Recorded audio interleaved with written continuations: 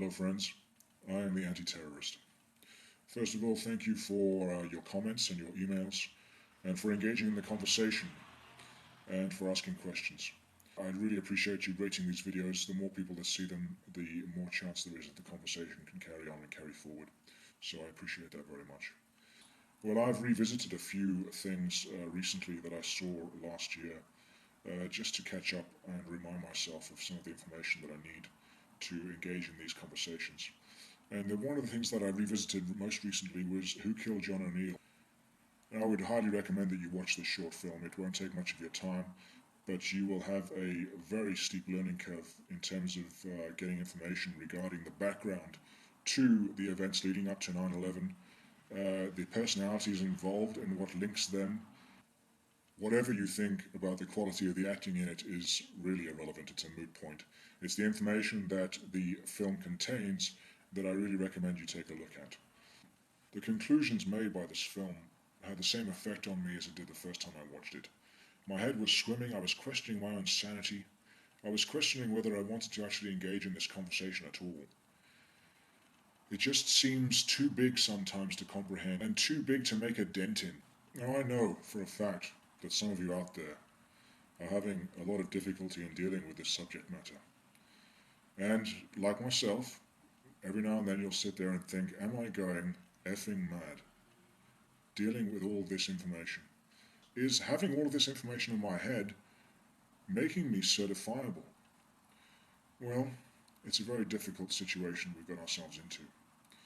And we're talking about subject matter that could actually send you a little bit crazy if you weren't careful. And despite the fact I'm not an intellectual by any means, I acknowledge the fact that I have a certain amount of emotional intelligence, and I take comfort in a quote from Fromm. Allow me to show it to you. Erich Fromm, in his Anatomy of Human Destructiveness, a book I wish everybody would read, the sick individual finds himself at home with all other similarly sick individuals. The whole culture is geared to this kind of pathology. The result is that the average individual does not experience the separateness and isolation the fully schizophrenic person feels. He feels at ease amongst those who suffer from the same deformation. In fact, it is the fully sane person who feels isolated in the insane society. And he may suffer so much from the incapacity to communicate that it is he who may become psychotic. And haven't we all experienced that? From the time we were born, I assume everyone in this room has experienced that. And I would also say this, that if you are sane enough to see the insanity, that's a damn good sign, because it means you're not insane. So as bad as it is to feel bad about the things that are happening, look at the bright side, you can see it. Now, I'm not psychotic yet, but if I see any more bully boy cops tasering unarmed students who just simply care to ask a corrupt senator a few difficult questions, I might just flip out, and I won't be held responsible for my actions at that point, I can assure you. I'm joking, of course. Or am I? The incident I'm referring to can be found on YouTube, and a young student asking John Kerry a few difficult questions that he didn't like very much. And it's worth a watch because it'll make you angry, which is important right now. Because anger is a fear killer, and it's only by getting rid of the fear they're generating through all of this anti-terror legislation that we can motivate ourselves to do something about it and make a difference. Now, I need to make a point about the effects of trauma and pain and the brain's ability to forget it. And using images from 9/11, even the people jumping from the buildings, isn't enough to spark the thoughts that I need you to think about. Because we're a little bit complacent about those now, and they're a little bit long gone, and the brain doesn't relate to them in the same way as we used to, because we've been saturated by those pictures in the media. So I'm going to use a subject that's a little closer to home and show you a piece of video that may be a little upsetting for some of you. It may disturb you a little, but please bear with me so that I can make my point after you've seen it. Chickens are probably the most abused animals on the face of the planet. They are crammed into filthy sheds by the tens of thousands, immersed in their own excrement among the corpses of other birds who died of heart attacks or stress. Some even die of starvation brought on by becoming crippled from growing so large, so fast that their legs can't withstand the weight, which makes them unable to reach food.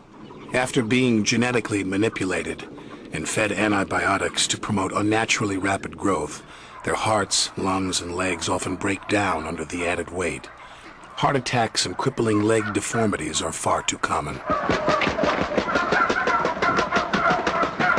A PETA investigation found this farmer killing sick and injured turkeys by beating them with a metal rod and then tossing them aside, leaving them still conscious and suffering. This was deemed legal and standard by the industry. Between 5 and 11 hens are crammed into tiny wire cages during egg production. The animals might go insane from the oppressive conditions and attack one another, so their beaks, which are filled with nerve endings, are painfully seared off with a hot blade. Might go insane from the oppressive conditions and attack one another, so their beaks, which are filled with nerve endings, are painfully seared off with a hot blade. The USDA allows meat from animals with cancerous lesions and pus-filled wounds to be certified as USDA pure, so injuries and illnesses often go untreated. Pigs who aren't growing quickly enough, called fall-behinds, are killed by being slammed headfirst against the concrete floor.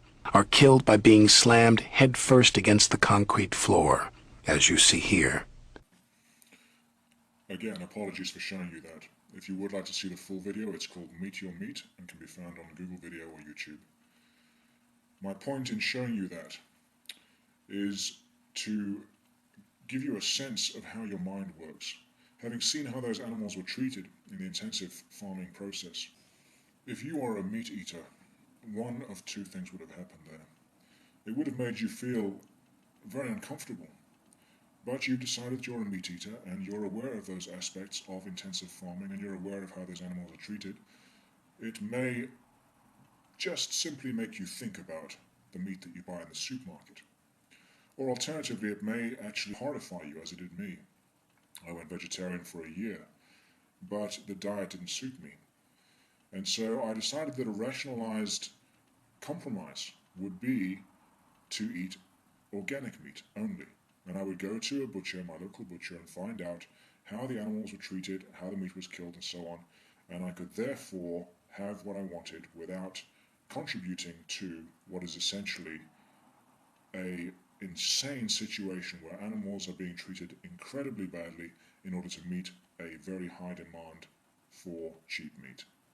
Now, I'll bet you any money you like that if you were traumatized by those few minutes of video I showed you there at all, you'll be eating meat again within 2 to 3 weeks, maybe 2 to 3 months, whatever it is. There will be a time span where you're affected by it, and then all of a sudden you'll be able to rationalize it for yourself that you need meat, and that perhaps it wasn't that traumatic after all.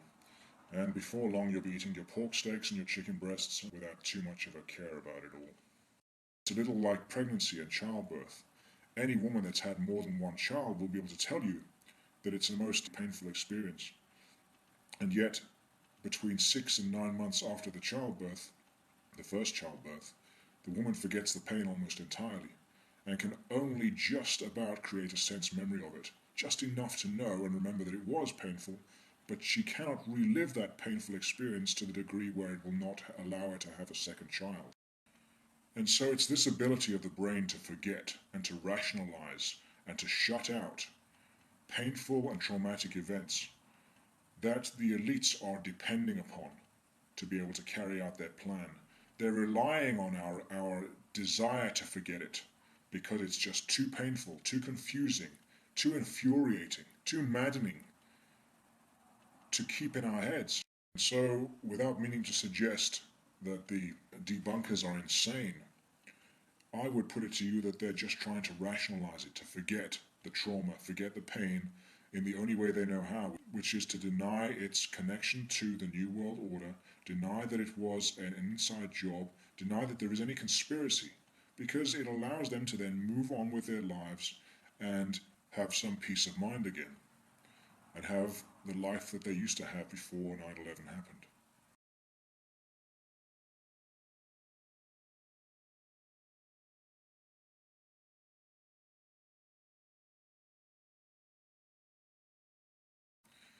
So I would put it to you that we're just doing the same thing. We're just looking for and finding the information that we need to prove ourselves right so that we can move forward and get on with our lives. In the same way that when you want to buy a new car, you decide that you want to buy a Volkswagen. All of a sudden you start seeing Volkswagens everywhere. You start noticing them because they're in your consciousness. Or a woman gets pregnant. All of a sudden she can start seeing lots of babies. Not that they magically appear out of the ether. They've always been there, but she's just never noticed. And now that being pregnant is in her consciousness, she can now see them. I know you understand what I mean by that. So we're always going to see what we want to see. The debunkers are always going to find just enough information to battle the truthers' argument and vice versa. And it's going to be a closely run race unless someone in the government comes out, a whistleblower, and just blows the lid off the whole thing. Then we'll find out who's right. But until then, it's going to be neck and neck. And there isn't going to be any winners in this race at all.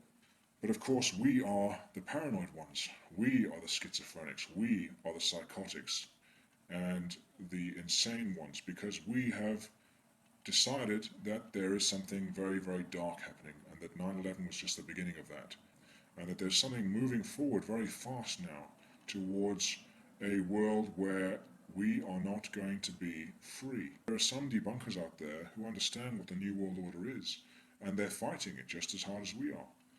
The only problem they have is that 9/11 was an inside job, and they cannot see it for the problem-reaction-solution situation that we understand it to be. What I'm asking for is a little compassion for them, a little understanding, and that we can all just agree to disagree on 9/11. I'm not saying it's not important. I'm not saying it's not essential that we know, but we're not going to find out right now unless someone comes out of the woodwork and tells us. What we need to be doing is looking to the present to fix the things that we can fix right now, instead of looking to the past and arguing about what actually happened. Because there is something very dark happening here, and we need to fight it together. We cannot carry on with this bickering and infighting that the government are enjoying so much, that the elites are getting so much power from, that they are orchestrating with disinformation and are using to distract us from what they are doing behind the curtain. All we're really talking about here is an interpretation of history. So bearing in mind that the winner gets to write the history, who is going to be the group that writes it?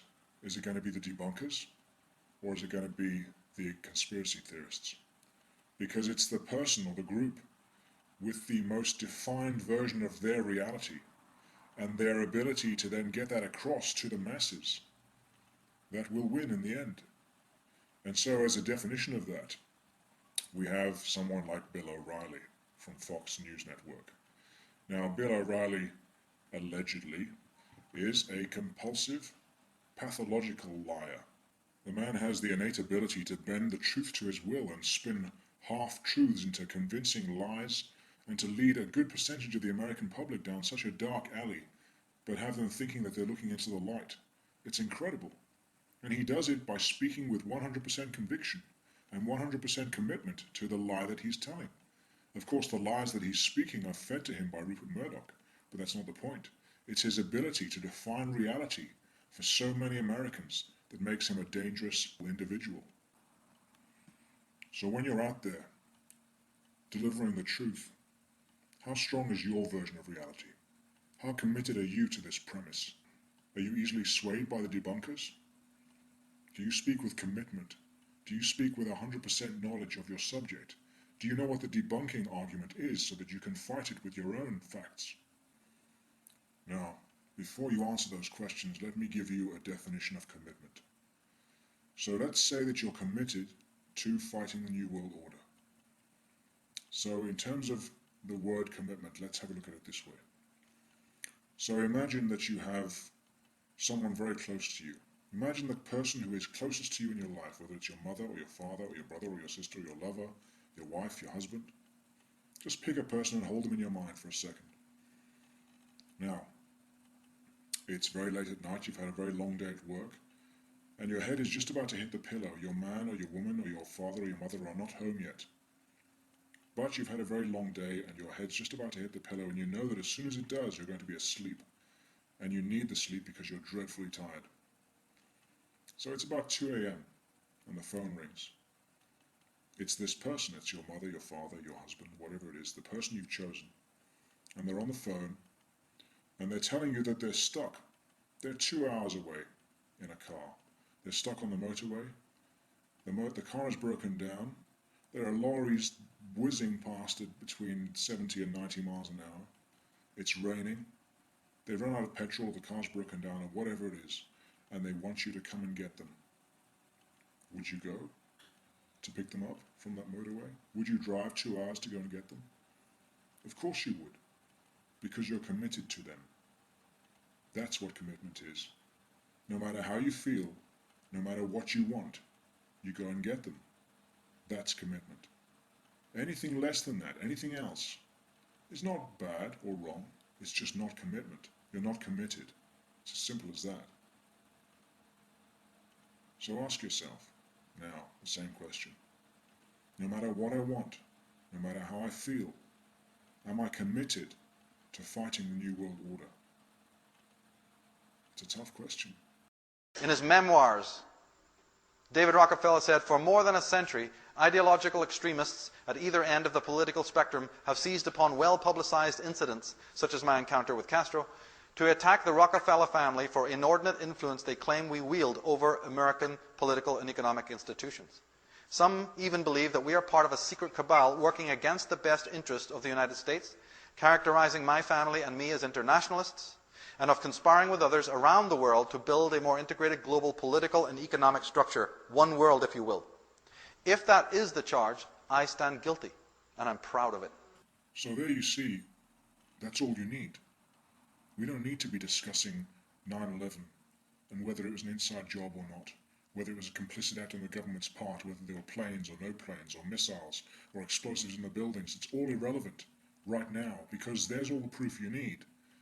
The people who have the money and the political leverage are creating a new world order. They're creating one world. You have the man, in his own words, telling you what he's going to do.